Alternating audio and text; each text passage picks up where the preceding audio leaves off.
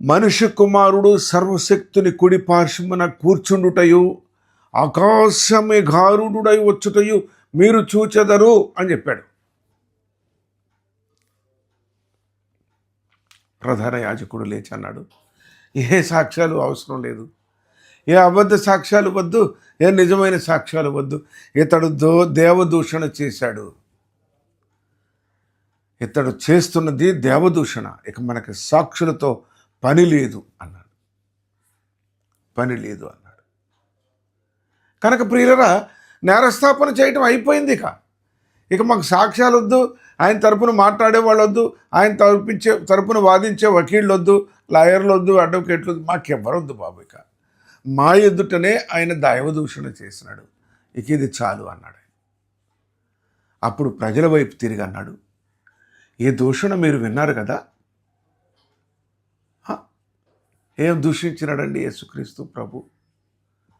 ప్రియ సహోదరి స్నేహితుడా, లోకము నీ మీద రాయి వేయాలి అనుకుంటే నేనేమి చేయలే, నేనేమి అనలే అని నువ్వు అంటే కుదరదు. ఏమైనా నీ మీద వేయగలరు నేరం, చూపించి రాయి వేయగలరు, చూపించి రాయి వేయగలరు.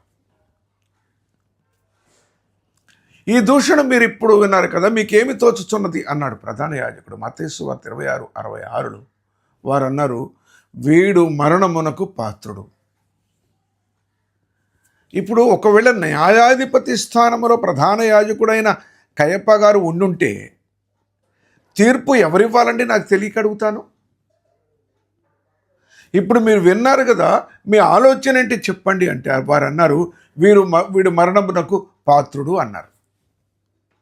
ఇది ప్రజల తీర్పు. ప్రజల తీర్పును ఒక తీర్పరి అంగీకరిస్తున్నాడు. ఎంత బాధకరమైన విషయాలండి. యేసుక్రీస్తు ప్రభువుని, ఏ పాపము లేని నిర్దోషి అయిన యేసుక్రీస్తు ప్రభువుని నిలబెట్టి రాత్రి ప్రార్థన చేసుకునే వాడిని పట్టుకుని వచ్చి